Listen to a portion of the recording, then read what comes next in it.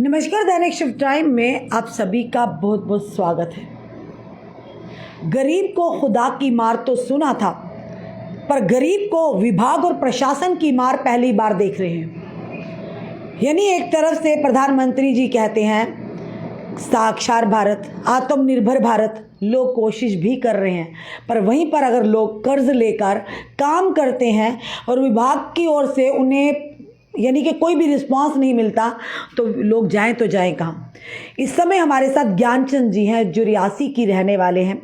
Message Shanti light and tent house के honour हैं। और इन्होंने जो आज इन्हें रियासी से जम्मू क्यों आना पड़ा, हर एक दरवाज़ा खटखटा दिया। एलजी ग्रीवेंस सेल में भी इन्होंने अपनी बात को रखा, पर कोई सुनवाई नहीं है। गरीब है, सुनवाई कहाँ से होगी जनाब।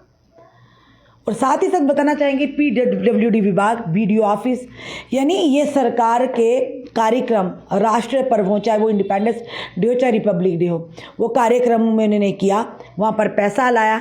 इन्हें कॉन्ट्रैक्ट मिला होगा, आपको शायद कॉन्ट्रैक्ट लिया आपने प्राइवेट, ऐसे दिया मावत जहाँ के विभाग की ओर से, विभाग से एक्शन साहब ऐसी जी। और लिया, उसके बाद पैसा उन्होंने लगाया। 2017 से लेकर आज तक इन्हें पैसा नहीं मिला। लगभग 35 लाख की लाइबिलिटीज़ है इनकी, जो विभागों की ओर है। लगातार धक्के खाए, हर जगह दरवाजे पर गए। अल्टीमेटली इन्होंने हमें कॉल किया, रियासी से इन्हें जम्मू आना पड़ा कि शायद मीडिया जो एक माध्यम बनता है, शायद मेरी आवाज़ एलजी तक पहुंच जाए, चाहे शायद मेरी आवाज़ पीडब्ल्यूडी डिपार्टमेंट तक पहुंच जाए। चलिए इनसे ही जानते क्या क्या हुआ है, कैसे 35 लाख की लाइबिलिटी होगी। अब ये हमें ऑफ कैमरा कह रहे थे कि मैं बहुत परेशान हूँ, मैंने जिन लोगों का मज़दूरों को लगाया था, मैं भी एक मज़दूर ही हूँ, अब उनकी बेजिस उनके पैसे कैसे दूँ मैं, लोगों से उधार लेकर जो लगाया था, लगता है अपना घर जो छत है वही बेचना पड़ेगा। चलिए ज्ञानचंद जी, क्या पूरी बात है आप बताइए। आज आप रियासी से जम्मू में आए हैं, आपने हमसे आग्रह किया कि मैडम हमारा इंटरव्यू लिया, तभी हमने डॉक्यूमेंट्स देखे। कहाँ क्या करते हैं आप? Message Shanti lighting and tent house के मालिक हैं आप, वही चलाकर अपना परिवार चलाते हैं, तो क्या पूरी बात है बताइए। मैम जी, सबसे पहले मैं आपका वेलकम करता हूँ, शुक्रिया करता हूँ कि आपने मुझे मौका दिया अपनी बात रखने का, अपनी इस मुश्किलात का। मैम जी, बात सुनिए कि हमारा देश आज़ाद है, जूमे जमहूरिया, जिसका कल 15 अगस्त का दिन है, कि हमारे देश के ही नौजवानों ने इस धरती पे अपना खून सींच कर आज़ादी, कुर्बानियाँ देकर आज़ादी दी थी। अंग्रेज़ों से ये राजपाट छीन कर जिसको जमहूरियत देश बनाया था। बड़े अफसोस की बात है मैम जी, 2014 से लेकर 2021 तक हमने महकमा पीडब्ल्यूडी के कहने पर, एक्शन साहब के कहने पे, ईडब्ल्यू के कहने से हमने वहाँ पर जो ये कार्यक्रम करते हैं 15 अगस्त और 26 जनवरी का पूरा डेकोरेशन का काम, जहाँ तक तो आज तो स्टेडियम बना है 2019 से। मैम जी, हमने 2014 से लेकर 18 तक, जिसे कहते हैं ना एक टेम्परेरी शेड बनाना, स्टेडियम बनाना पूरा, जिस पर 10-12 मैसेज जो शांति लाइटिंग का टेंट हाउस, जी मैम, तो 10-12 लाख रुपया हमारा खर्च आया था उसको बनाने के लिए। टेम्परेरी उखाड़ते थे, फिर बनाते थे, फिर लगाते थे।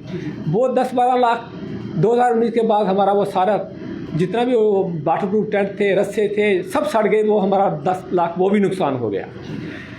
उसको छोड़िए, जो हमने इनसे पेमेंट लेनी थी मजदूरी, वो दी, कोई थोड़ी सी मजदूरी दी मिली हमें महकमा पीडब्ल्यूडी से 15 अगस्त और 26 जनवरी की, लेकिन बहुत ज़्यादा काफ़ी मजदूरी इनके पास हमारी पड़ी हुई है, पेमेंट पड़ी हुई है।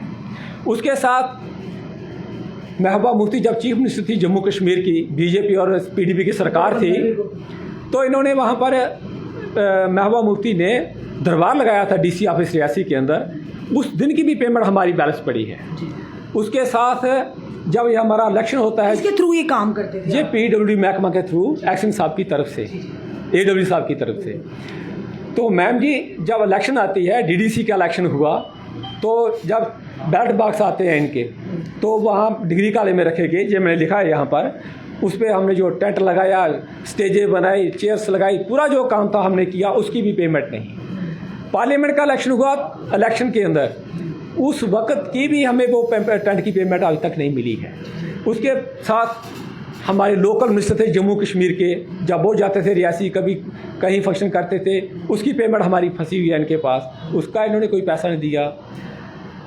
और उसके साथ बड़े अफसोस की बात है कि हमारे भारत के यूनियन मिनिस्टर, मरकज़ी मिनिस्टर आए हमारे डिस्ट्रिक्ट रियासी में 7 जगह जगह पे उन्होंने पहाड़ों में प्रोग्राम किए, पौनी के अंदर किया, तलवाड़ा के अंदर किया, चनका के अंदर किया और काफ़ी जगह पे हमने वहाँ पर भी इनका अरेंजमेंट किया, पूरे डेकोरेशन, स्टेजें बनाई, चेयर्स वगैरह जो भी काम होता है। जहाँ के deputy commissioner Reasi Indu Kanwal Chib ma'am ji Arnas के अंदर रात के 12:30 बजे तक स्टेज पे रही, देखती रही कि कोई कमज़ोर ना रही वो स्टेज, कहीं से कुदरती बारिश आ गई और सुबह उठने फिर 5 बजे हमारी लेबरों को जगाया, कहा कि उठो भाई इसको ठीक करो। मैम वो काम भी हमने किए, लेकिन मजदूरी के लिए हमें भेजती थी एक्शन साहब के पास और एक्शन साहब भेजते थे डीसी मैडम के पास। चेक करते करते हमारे बेबस हो गए 14 से लेकर आज 2024 तक। जब हम उनको छोड़कर, एक्शन साहब को छोड़कर हम गए चीफ इंजीनियर अर्जोरी के पास, मैंने कहा सर ऐसे ऐसे मेरी पेमेंट फंसी है, इसका क्या करें, मैं तो मर गया हूँ, फंस गया हूँ। मजदूर रोज़ मेरे घर आते हैं, लोग आते हैं जिनसे पैसा लिया है। वो कहते हैं कि जनाब बात करके गवर्नर साहब ने मजदूरों को मजदूरी देना बंद कर दी है पीछे वाली। ऐसे तो नहीं कोई आदेश निकला है कि गवर्नर साहब ऐसा करेंगे, मजदूरों को मजदूरी देना बंद करें। ये मैम साहब मैं नहीं कह रहा हूँ, ये चीफ इंजीनियर कह रहा है मेरा अर्जोरी से, मुझे कह रहा है कि मैं क्या करूँ, मैं नहीं दे सकता हूँ ये मजदूरी। आप कोर्ट में जाइए जज साहब के पास। बोले फिर काम क्यों करवाया था आपने, किसकी परमिशन से किया था? मैंने उनको कहा मैं चीफ इंजीनियर साहब आपका एक्सीडेंट ऐसी बैठा है, जुमे जमहूरियत जुमे आज़ादी का दिन बनवाने के लिए हमें कहते हैं और हमने किया है, उनको पूछ लीजिए, पूरे सब को पूछो कि हमने काम किया नहीं किया। 7 मंत्री आए, उनका भी काम किया। तो मैम मुझे ये बताया कि चीफ इंजीनियर ये कहता है मुझे जज साहब के पास मजदूरी मांगेंगे, काम मैंने इनके डिपार्टमेंट के साथ किया, जज साहब मजदूरी मुझे कहाँ से देंगे, वो तो ये सरकार देगी। कोई कत्ल किया हो तो जज साहब के पास काम किया होगा, इनके पास बिल्स तो होंगे ना, उस काम के दिए होंगे, हमने सबमिट करवाया होगा, तो वो पैसा तो कहीं ना कहीं विड्रॉ हुआ होगा, तो कहाँ गया पैसा? वो ये जानते हैं कहा किया नहीं किया, वो मैं नहीं कहता। जो मुझे मिले हैं इनकी तरफ से कुछ फंक्शन के, वो मुझे मिले हैं, वो मैं कहता हूँ। बाकी सारी पेमेंट अगर कुछ फंक्शन के मिले तो ये भी तो मिलने चाहिए ना आपको। मैम यही तो अफसोस की बात है, कहते हैं कि नहीं गवर्नर साहब ने पिछली पेमेंट सारी मजदूरों की बंद कर दी है। मैंने कहा मुझे नहीं ये पता, ये आप पूछिए उनसे। उसके बाद कमिश्नर सेक्रेटरी साहब के पास गया मैं, कमिश्नर सेक्रेटरी साहब से भी गुजारिश की, जनाब जी हम आपको पैसा नहीं दे सकते हैं, महकमे वाले PWD वाले काम करवाते हैं लेकिन पैसा नहीं देते। जिन्हें एक्सचेंज के माध्यम से आपने काम किया था वो कहाँ पे हैं? मैम जी कोई ट्रांसफ़र हो गया है, जो कोई रिटायर हो गया है, कोई है जिंदा, कोई नहीं है, आप कहाँ जाएंगे? ये तो इनका काम था।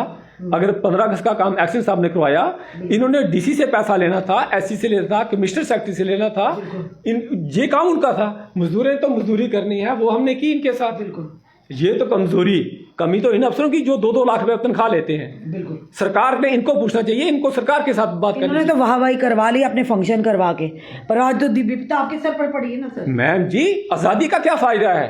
अगर इनको चीफ इंजीनियर बनाया है, कमिश्नर सेक्रेटरी IAS करके बने हैं, इनका काम है मजदूरों को मजदूरी देना। अगर मजदूरी करता है वो क्या करेगा?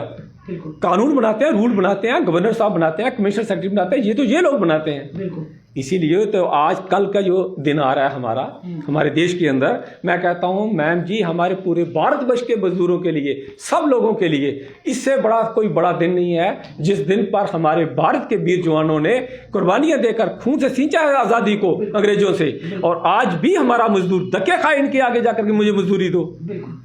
मैं तो कहता हूँ बड़ी शर्म की बात है इन लोगों के लिए, सरकार के लिए, या सरकार चलाने वाले जो अधिकारी बैठे हैं यहाँ पर। आपको कह रहे हैं कि कोर्ट में जाओ, मुझे कहते हैं कोर्ट में कैसे जाऊँ? मैंने क्या कोर्ट वाला काम किया है? जो हाल ही में DC हैं जो विशेष पाल जी, आपने उनसे बात की? मैं उनसे बात किया, कहता मुझे पेपर दे दो। मैं उनको पेपर दे हुए 4 महीने हो गए हैं, और उसके बाद रिमाइंडर भी मैंने उनको दिया है। ये रसीद मेरे पास पड़ी है उन सब की, DC से लेकर चीफ सेक्रेटरी तक, गवर्नर तक पड़ी है। अब मैं आपके माध्यम से यही कहना चाहता हूँ गवर्नर साहब से, ये हाथ जोड़े करके मैं गुजारिश करना चाहता हूँ, हम मजदूर गरीब लोग हैं, गरीब लोगों का पैसा है कि हमें मजदूरी दे दीजिए। रूल्स आप कौन से बनाएं, कौन से इंप्लीमेंट करें, ये आपका फर्ज है। मजदूरों की जो बैलेंस पेमेंट उसको देकर रूल बनाए जाते हैं। आज का कल का दिन है, गवर्नर साहब आप कल तिरंगे को सलामी देंगे, भारत के शहीदों को याद करेंगे जिन्होंने इस भारत को आज़ाद किया, और इसीलिए किया था कि हमारे जम्मू कश्मीर का हर गरीब मजदूर किसान अपने आज़ादी से जिएगा। लगभग आपने बताया 35 लाख रुपए आपने खर्च, 35 लाख रुपया बैलेंस इनके पास पेमेंट है। तो किस तरह से आप गुजारा कर रहे हैं, कितनी परेशानी है, लोग आपके घर में मांगने? मैम जी मजदूर भी जिन लोगों से मैंने कर्जा लिया है वो रोज आते हैं, रोज मुझे कुछ कहते हैं, डांग तो मुझे मारते नहीं, मैं भी उनसे माफ़ी मांगता हूँ, कहता हूँ हो जाएगी पेमेंट, क्योंकि सरकार का पैसा जाया नहीं जाता, ये गलता नहीं है। हर कोई कहता है कि सरकार का पैसा कभी नहीं जाता है, ये मिल जाता है, आस्था मिलेगा, लेकिन 8 साल हो गए हैं आज। तो मैं एलजी ग्रीवेंस सेल में भी डाला आपने? मैम जी, मैं यहाँ से श्रीनगर तक गया, गवर्नर हाउस तक, उन्होंने कहा नहीं आप ग्रीवेंस सेल में चले, अफेक्टेड गए, वहाँ पर मैंने ये डाला है, वहाँ भी मजदूरी मिली। कोई जवाब आया? कोई जवाब तक नहीं मुझे मिला। उनको इस बात की ख़्वाहिश नहीं है कि मजदूर हमसे मजदूरी मांग रहा है, फिर जुमे आज़ादी के दिन की सेलिब्रेशन करने के लिए। तो मैं आपसे ये गुजारिश करता हूँ, आपके माध्यम से गवर्नर साहब होश में आए, मेरी मजदूरी दे दें। नहीं अगर दी 15 अगस्त के बाद, तो ये मैं आवाज़ अपनी पार्लियामेंट तक ले जाऊँगा। और इसके आगे मैं मैम क्या कहूँ, मैं गुजारिश करता हूँ कि मुझे मजदूरी दे दीजिए।